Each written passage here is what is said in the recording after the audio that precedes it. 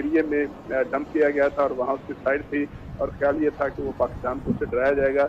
हाँ। उसका जो सबसे ठीक, बड़ा चौधरी साहब अब हमारे साथ ही मौजूद रहिएगा। जरा नाजरीन को इस वक्त हम कुछ फुटेजेस भी दिखाना चाह रहे हैं कि जिस तरीके से ब्रह्मोस का स्टोरेज बेस जो है इसको तबाह किया गया। ये मनाजिर इस वक्त आप अपनी स्क्रीन पर देख सकते हैं।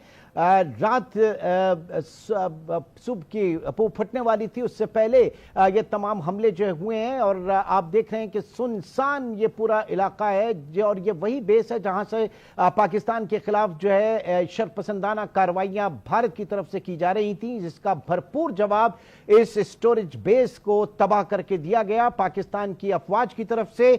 और इस वक्त खबरें यह हैं कि इस वक्त पाकिस्तान ने भारत में 20 से ज्यादा मिलिट्री इंस्टॉलेशंस को तबाह कर दिया है, उनको निशाना बनाया है। और यह कमिटमेंट जो थी पाकिस्तान ने बहुत वाजे किया था कि हम सिविलियन के ऊपर हमला नहीं करेंगे, हम निशाना उन इदारों को, उन जगहों को, उन बैरिक्स को और उन मिलिट्री इंस्टॉलेशंस को बनाएंगे जहां से इस खित्ते के अमन को तबादला करने की कोशिश की जा रही है। और पाकिस्तान ने एग्जैक्टली इसी तरह से किया। आज 20 से ज्यादा मिलिट्री इंस्टॉलेशंस जो हैं वो भारत की तबाह कर दी हैं इस ऑपरेशन के अंदर। और साथ ही साथ बड़ी तादाद में भारतीय सिपाहियों के, फौजियों के हलाक होने की भी इत्तलात हैं। यकीनन भारत ये खबरें छुपाने की कोशिश करेगा, लेकिन दुनिया इस वक्त इन तमाम मनाजिर को देख रही है। एक बार फिर तारिक चौधरी साहब आपकी तरफ आएंगे। चौधरी साहब,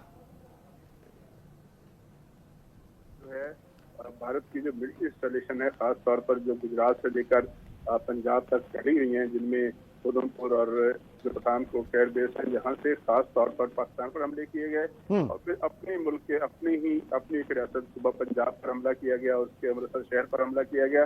ड्रामा ये क्रिएट करने की कोशिश की गई कि शायद पाकिस्तान की तरफ से उनके मजहबी मकाम को हिट करने की साजिश है। दूसरा बड़ा अहम बात यह है कि साथ साथ जो टैक्टिकल और जो टेक्निकल वॉर है, साइबर वारफेयर है, उसको भरपूर तरीके से इस्तेमाल किया जा रहा है। और भारत के 70% जो ग्रिड हैं जहाँ से बिजली तकसीम होती है, उनके सिस्टम को साइबर अटैक के लिए जैम कर दिया गया है।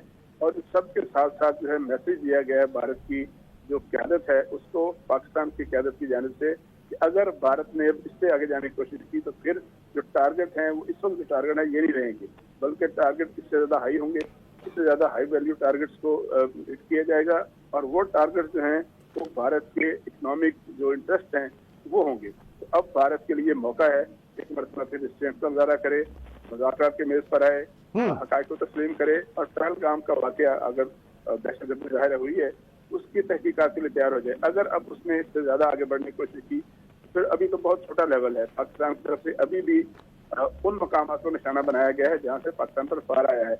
फिर जो वॉर है, फिर जो कार्रवाई है, उसका स्केल फैलता जाएगा।